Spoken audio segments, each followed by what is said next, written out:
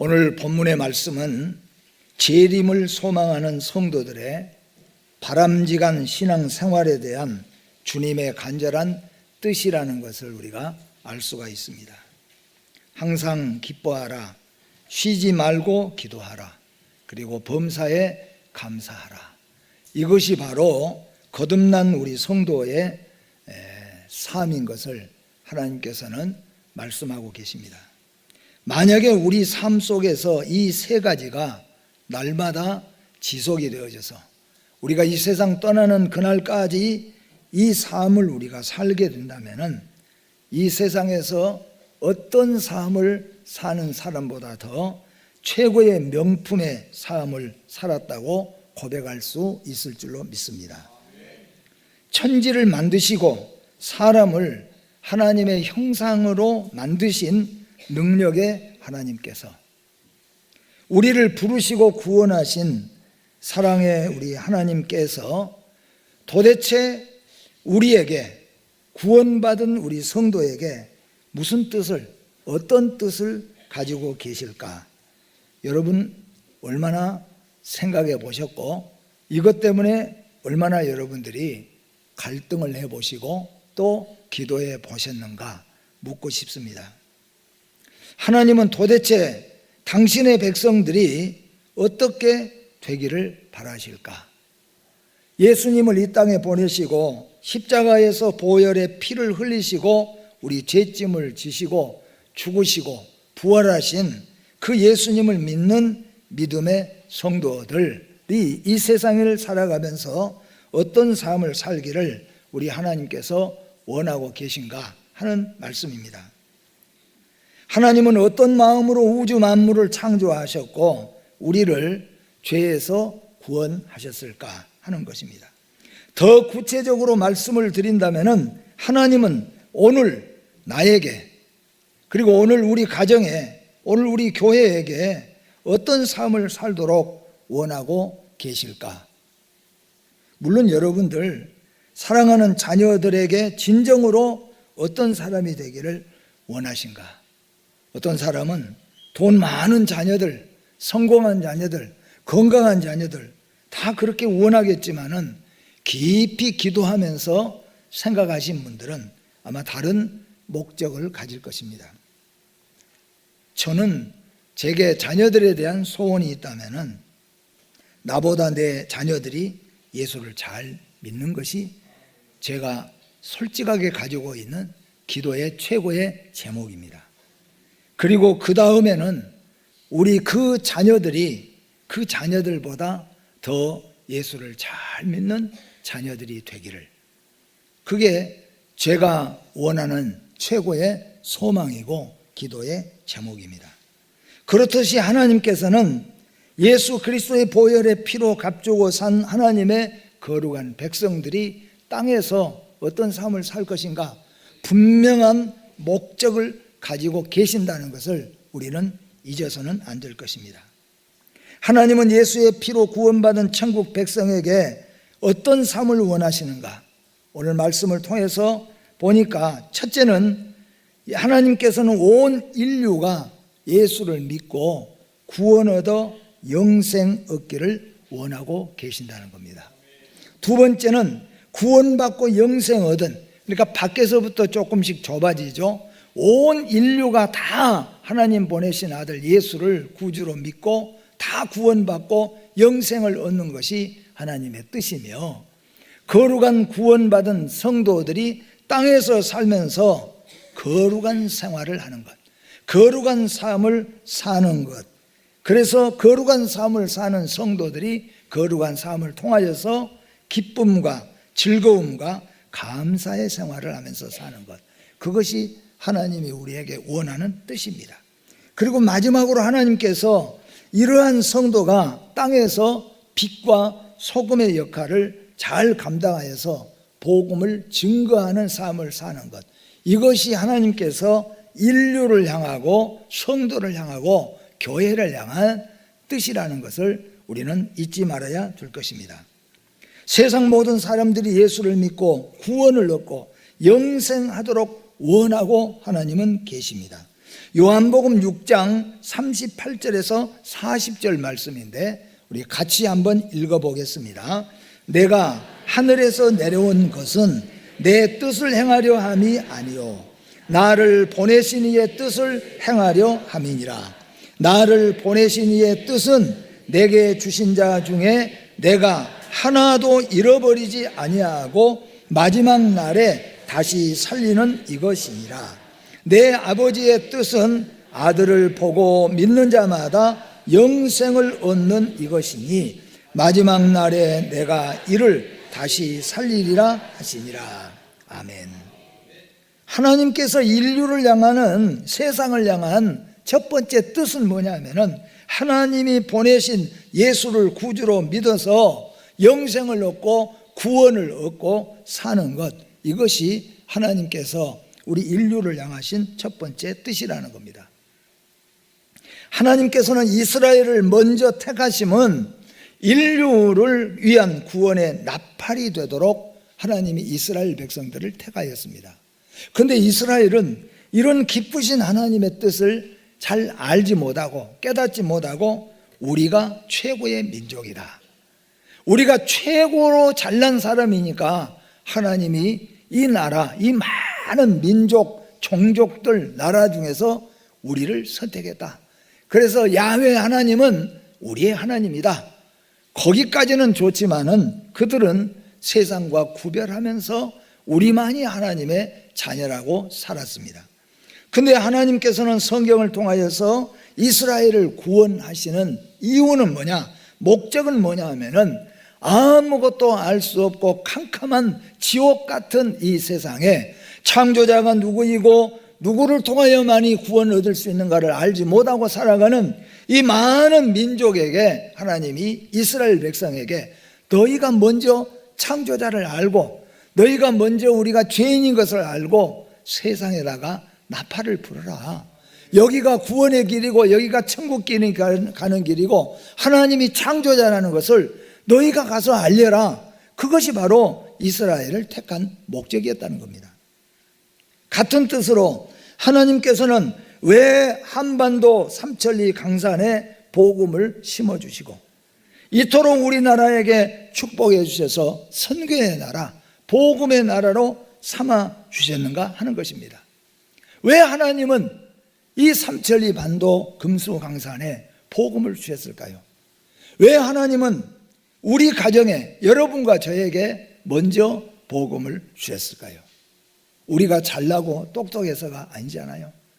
우리가 행복하게 이 세상에서 잘 먹고 잘 살기 위한 것이 아니라는 겁니다. 이스라엘에게 먼저 하나님께서 구원의 나팔을 주신 것처럼 여러분과 저는 세상에다가 나팔을 불라고 우리 한반도에 복음을 주신 줄로 믿습니다.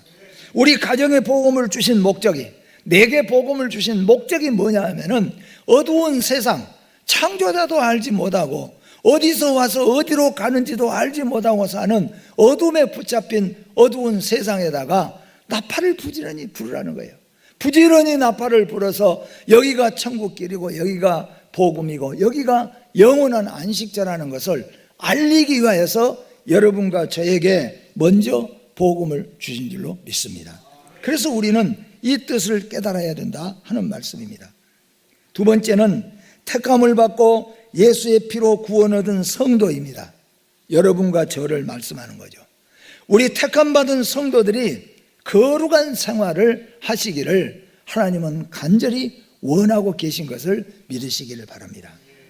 구원 얻은 성도이지만은 여러분 스스로 자신을 한번 살펴보세요. 예수 믿기 이전에 하고 예수 믿은 이후에 내 삶이 어떻게 달라졌는가? 예수 믿기 이전에 내 안에는 뭐만 들었습니까? 교만과 자만과 사탄과 마귀와 세상으로 가득 차 있을 수밖에 없었잖아요. 그러나 예수 믿은 이후에 여러분 안에는 뭐가 있습니까, 여러분?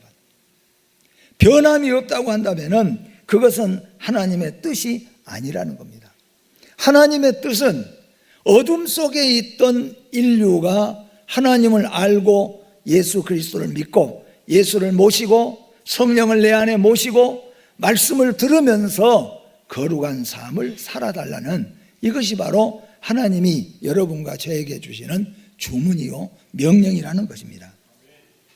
데살로니가전서 4장 3절에 하나님의 뜻은 이것이니 너희의 거룩함이라. 너희의 성공, 너희의 돈 많이 버는 것, 너희의 장수하는 것 아무것도 하나님의 뜻이 아니고 곧 너희의 거룩함이라고 말했어요. 거듭난 성도, 그러니까 점점 좁혀져죠. 하나님을 알지 못하던 자가 하나님을 알고 예수 믿고 구원 얻고 영생을 얻고, 영생 얻고 구원받은 우리 성도가, 교회가 거룩한 생활을 하라는 거예요. 거룩한 생활. 디모데전서 2장 4절에는 하나님은 모든 사람이 구원을 받으며 진리를 아는 데 이르기를 원하신다고 말씀합니다. 예수 믿고 구원 얻은 성도는 그냥 나 혼자 삶을 사는 것이 아니라 이제는 진리를 아는 데 힘쓰는 성도가 되어야 하는 거예요. 하나님의 뜻이 무엇인가?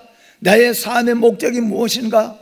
우리에게 주시는 하나님의 명령이 무엇인가? 내가 어떻게 살아야 되는가? 하나님이 왜 세상을 창조했고 예수님이 왜 십자가에 죽으셨는가? 진리를 아는데 여러분들이 힘쓰기를 하나님은 원하고 계신다는 거죠. 그런데 진리를 아는데 힘쓰지를 않습니다. 돈 버는 것만큼만 힘쓴다면, 여러분이 직장 시험 보는 것만큼만 하나님의 교회에 힘쓴다고 한다면 하나님이 얼마나 기뻐하시겠느냐 하는 겁니다. 성경 안에는 예수의 피로 구원 얻은 백성들의 거룩한 생활에 대해서 외치는 선지자와 글들이 태산을 이룰 정도로 많이 있습니다. 그 중에서 에베소서와 오늘 데살로니가 전서에서 말씀하고 있는 내용입니다. 술 취하지 말라. 악은 모양이라도 버리라. 방탕에 방임하는 생활하지 말라. 우상 숭배 절대로 하지 말라. 도둑질하지 말라. 의심하지 말라. 또는 교만하지 말라. 남을 멸시하지 말라. 거짓 증거하지 말라. 포악한 성격을 버리라. 세상과 타협하면서 살지 말라. 세상 유행을 따라 살지 말고 요동치 않는 믿음을 가지라는 거죠. 마음에 허망한 것을 품지 말라. 썩어져가는 구습을 쫓지 말라. 성령을 근심하게 하지 말라. 눈가림으로 신앙생활 하지 말라는 것이죠. 헛된 제사, 헛된 예배 드리지 말라. 그 외에도 성경에 얼마나 우리에게 거룩한 사항을 외치고 있는지 모릅니다. 이러한 것들은 구원의 백성을 향한 하나님의 간절하신 뜻인 줄 믿으시기를 바랍니다. 또한 영생을 얻은 성도가 이거예요. 예수 믿고 구원 얻고 영생을 얻으면은, 영생 얻은 성도는 이제 거룩한 삶을 사는 거죠. 거룩한 삶을 살면은 성도는 감사와 기쁨의 생활을 할 수가 있다는 것이에요. 그러니까 아무리 예수 믿고 구원 얻은 성도라도 거룩한 삶을 살지 못하면은 세상 것 때문에 기뻐하고 즐거워할 수는 있지만은 예수 안에서, 믿음 안에서 기뻐하고 즐거워하고 감사하는 삶을 살 수가 없어요. 그러니까 항상 우리의 얼굴과 마음이 근심과 괴로움으로 가득 차지 않습니까? 어떤 때 이렇게 말합니다.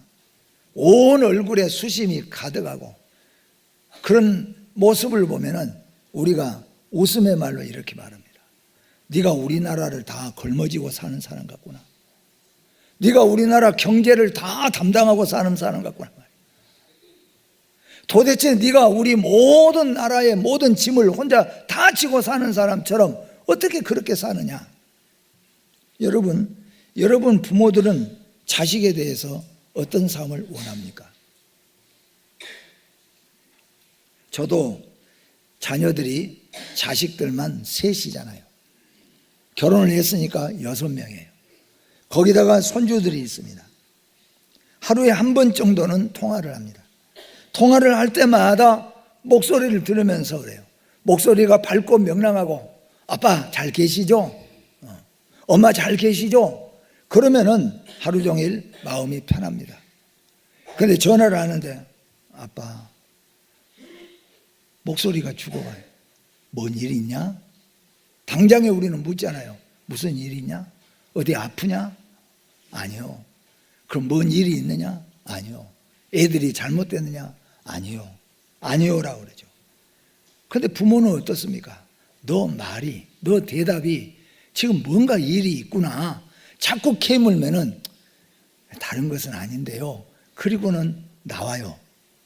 근심과 걱정되는 말이. 그러면 부모의 마음에 하루 종일 염려되죠. 또 기도하는 것이요.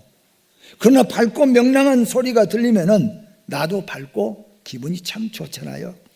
하나님이 마치 우리 그리스도인인 여러분과 저에게 마찬가지입니다. 이 세상에서 살면서 여러분, 우리 찬양처럼 근심 걱정 없는 사람이 누가 있습니까? 이 세상 살면서 여러분, 염려 없는 사람이 누가 있겠습니까? 우리 교회에서 누가 제일 부자일까요? 우리 교회에서 누가 제일 많이 출세했을까요? 우리 교회에서 여러분 누가 제일 잘 나갈까요? 그 사람한테 가서 물어보세요. 근심 걱정 없는 사람이 없어요. 아무도 근심 걱정 없는 사람이 없어요. 다 근심과 걱정을 가지고 살아갑니다. 그런데 하나님께서는 세상은 근심과 걱정을 주지만은 우리가 하나님 앞에 기도하고 우리가 하나님 앞에 성령의 충만함을 살면은 세상의 어떤 환경에 지배를 받지 않고 결국에는 기뻐하며 감사하는 삶을 살 수가 있다, 그런 말씀이에요. 그러기 위해서는 거룩한 삶을 살아야 된다는 겁니다.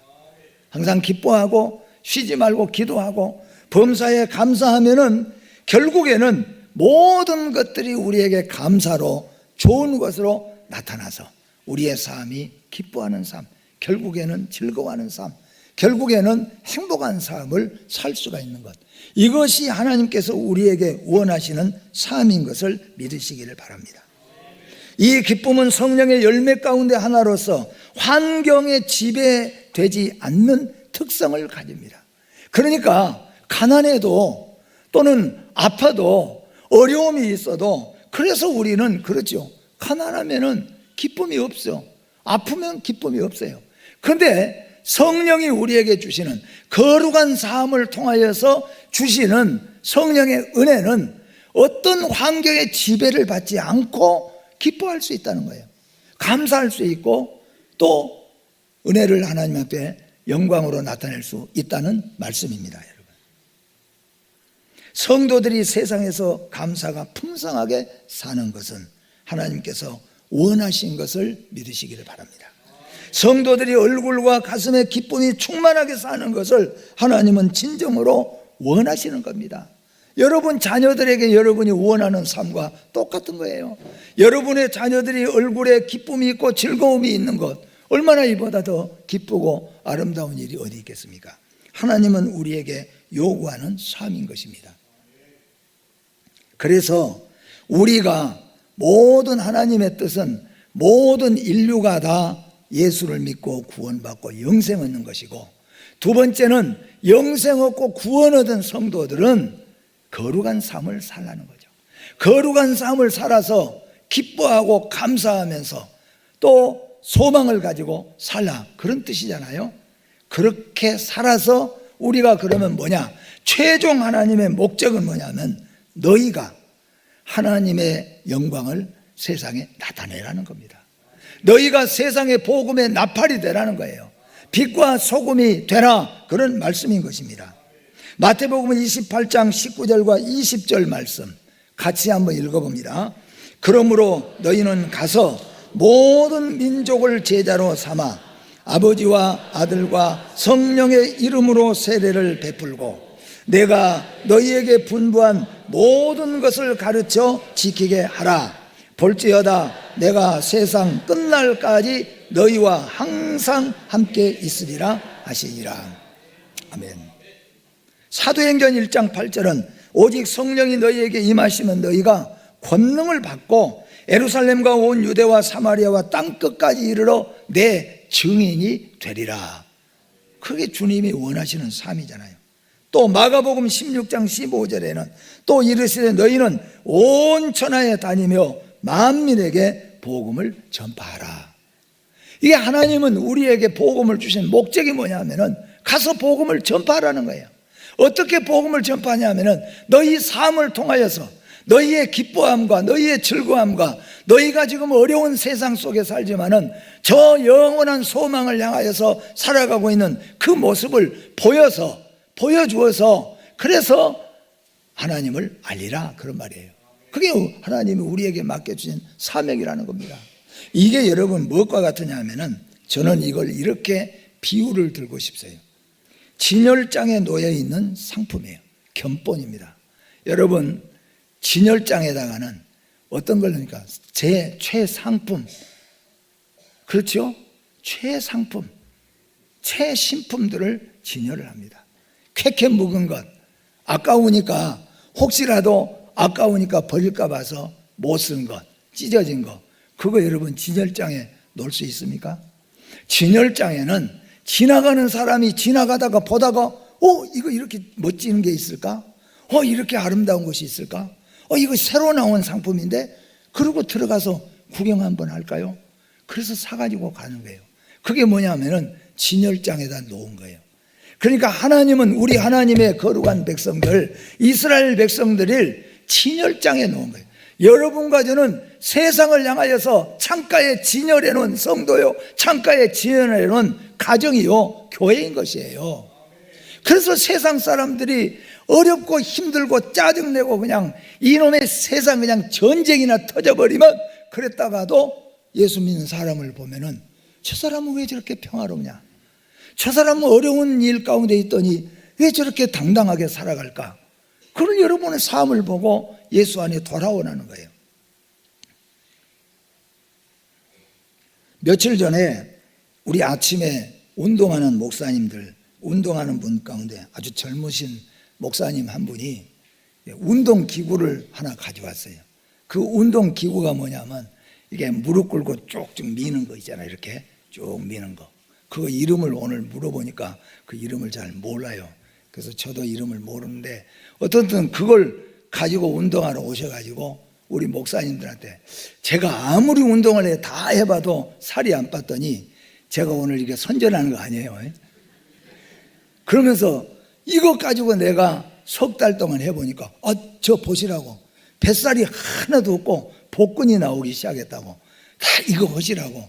그러면서 이게 비싸지 않으니까 제가 목사님들 다 선물을 하시란다 그래요. 그러더니 그 개척교회 목사님이신데 그것을 10개인가를 사갖고 오셔가지고 하나씩 나눠줬어요. 근데 하나씩 나눠주는데 그 보니까 어떤 분이 또 그래요. 아니 이게 모델을 보니까 그 모델 이렇게 쫙 하고 있는 남자분 여자분이 나와 있는데 근육이 이렇게 쫙 배 복근이 그냥, 그러니까 어떤 목사님이 그래요. 아니 이분은 이거 안 해도 복근이 이렇게 나오는데 기왕이면 배가 이렇게 난 사람이 하고 있는 걸 보여줘야 되지 않을까? 그래서 우리끼리 아닌데 그것 때문에 서로 이에 맞다 저게 맞다 이야기했던 적이 있어요. 어느 게 맞을까요? 네? 배가 이런 사람? 복근이겠죠. 저렇게 하면 복근이 나오는구나. 무슨 말씀인지 아세요, 여러분?